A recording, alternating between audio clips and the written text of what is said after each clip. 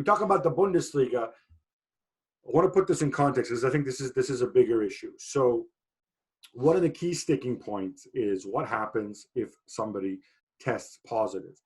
Do you just isolate the person who tested positive, or do you isolate the whole team? Now, in Germany, they said, no, we're just going to isolate the person who tests positive. But of course, it's subordinate to the local health authority. So they reach a deal with the government. The government says, we think you should just isolate the person who tests positive. But ultimately, it's down to the local health authority in the German region.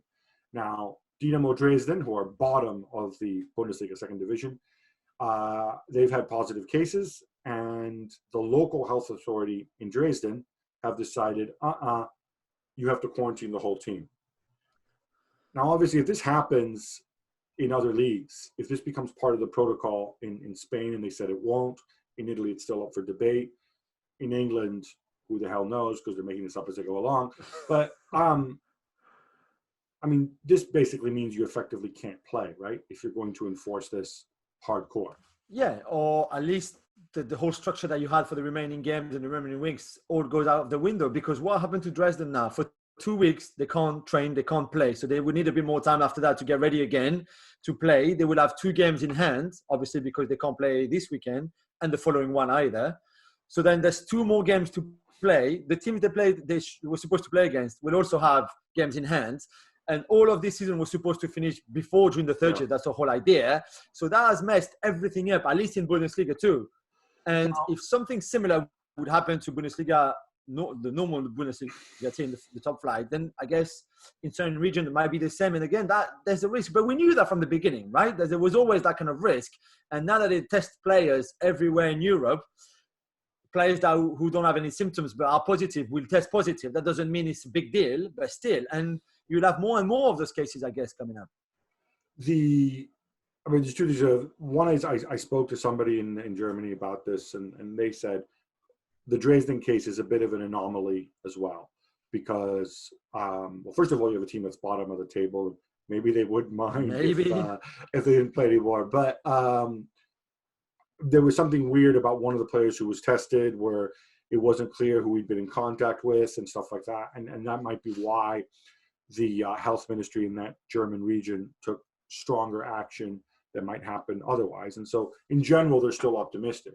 Yeah. But I can tell you that in Serie A, it is perhaps the main sticking point where, and then it's made worse by the fact that in Serie A, they've got a lot more games to play than in Germany because it's a bigger league, because it ended earlier, because it's still got cup games and whatever.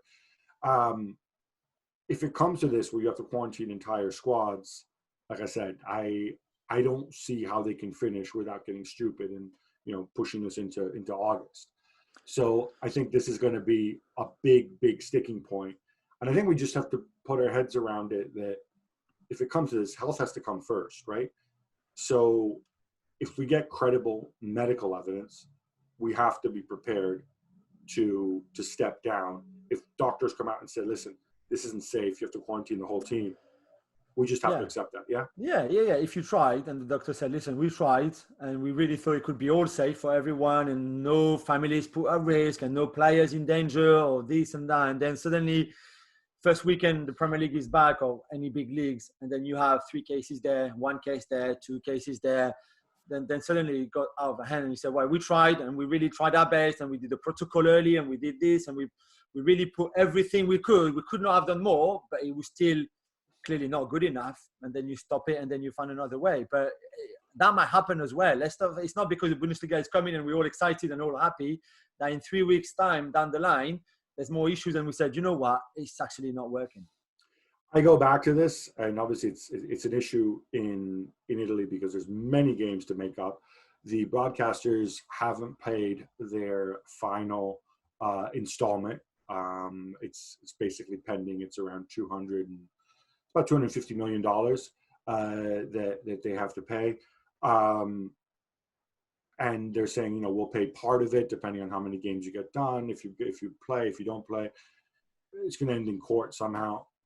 I think especially given this risk, what I would like to see, and I go back to this, is if it's not possible to play out the rest of the season, let's not play out the rest of the season. Let's come up with a playoff, some system where we get competitive games, and also where you've got more flexibility time-wise, where if you have to go and put everybody in solitary confinement, that's fine, because you know what? You're not playing 15 games in 40 days. You're playing 6 games, so you have more flexibility with the schedule. I hope that comes back on the table. We'll know more this week. Thanks so much for watching ESPN on YouTube. And for more sports highlights and analysis, be sure to download the ESPN app. And for premium content and live streaming, subscribe to ESPN Plus.